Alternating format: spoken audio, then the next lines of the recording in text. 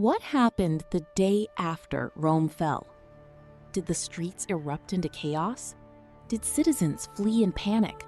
Did the mighty capital burn? Surprisingly, none of those things happened. The morning after one of history's most famous collapses, Rome looked almost exactly as it had the day before.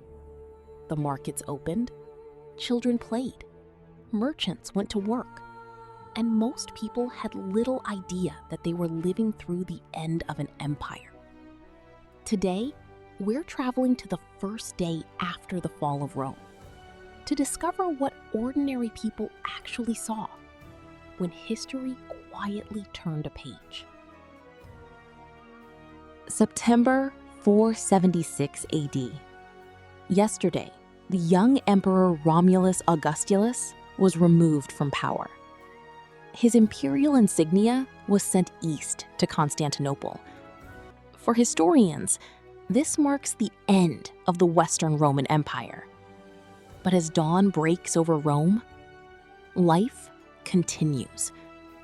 Let's walk through the city and witness the first day after Rome fell. The sun rises over Rome much as it always has. Golden light touches the rooftops. The Tiber River reflects the morning sky. Bakers prepare fresh bread. Market vendors arrange their goods. Citizens step into the streets. If you arrived this morning with no knowledge of politics, you might never realize an empire had ended. No monuments have collapsed. No armies march through the city.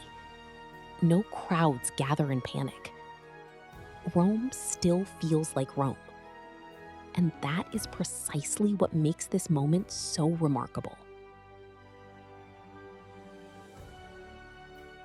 As the markets fill, people exchange rumors. Some have heard that the emperor is gone. Others dismiss the reports. After all, emperors have come and gone before. Many ordinary Romans barely know the name Romulus Augustulus. He was young, politically weak, and largely overshadowed by military leaders.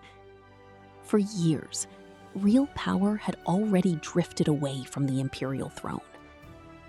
To many citizens, yesterday's event feels less like a revolution and more like another political reshuffle. History calls it the fall of Rome. Most Romans simply call it Tuesday. Outside the city, power now rests with a man named Odoacer, the Germanic military leader who forced the emperor from office. But Odoacer does something unexpected. He does not destroy Rome. He does not crown himself emperor. Instead, he declares himself King of Italy and sends the imperial regalia to the Eastern Roman Emperor in Constantinople. His message is simple. The West no longer needs its own emperor. One emperor is enough. It is a practical decision, yet it changes history forever. For the first time in centuries, Western Europe has no Roman emperor. Walk through Rome that afternoon. You see merchants negotiating prices, children chasing one another through narrow streets, workers repairing roads, priests conducting ceremonies, families preparing meals. The empire has fallen, but daily life continues because ordinary people rarely experience history the way textbooks describe it. For most citizens, survival matters more than politics. Food matters, work matters, family matters. The collapse of a government becomes real only when it begins affecting daily life. And that process takes years, not hours. Yet change has begun. Not dramatic change, gradual change. The Roman Empire had once connected Britain, North Africa, Spain, Gaul, Italy, and the Middle East. Now those connections weaken.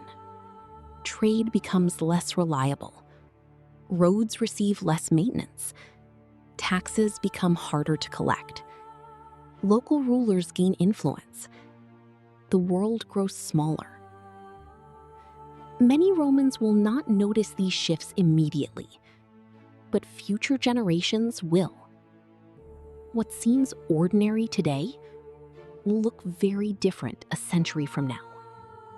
One of the strangest truths about history is this: the people living in Rome do not think they are witnessing the end of Rome, because Rome itself still exists. The Senate still meets. The city still stands. Roman laws still operate. Roman culture still thrives. The citizens still call themselves Romans. In fact, many people living that day may never have believed the empire had truly ended at all. From their perspective, government had simply changed hands.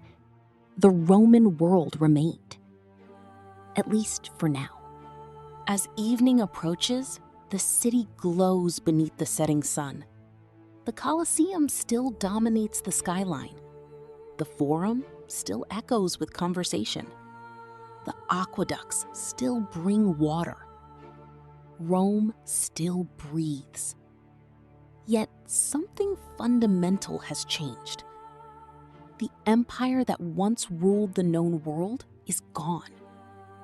Not destroyed, not erased, transformed. Its future now belongs to kings, kingdoms, and a new age that historians will later call the Middle Ages. And so our journey through the first day after the fall of Rome comes to an end.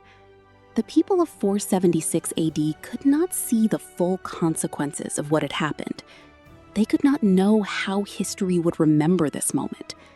They simply lived their lives, went to work, shared meals, made plans for tomorrow, as people always do. The fall of Rome was not a single dramatic event. It was a slow transition from one world into another. And for those living through it, the first day after Rome fell felt surprisingly ordinary. If you enjoyed this journey through history, consider subscribing for more immersive historical reconstructions. And let us know in the comments, which historical turning point should we visit next?